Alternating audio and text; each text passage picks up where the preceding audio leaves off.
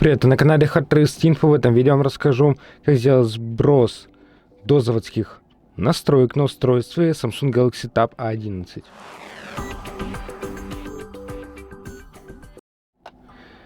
Для этого зайдем в приложение настройки, выберем тут пункт общие настройки и затем прокручиваем вниз, то будет пункт сброс.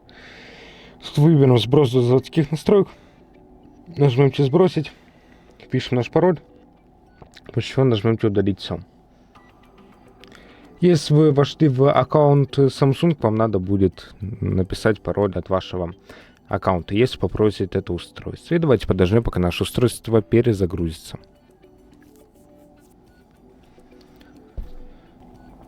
И как можете заметить, наше устройство было сброшено до заводских настроек. На этом все. Ставьте лайки, подписывайтесь на наш YouTube канал и до новых встреч.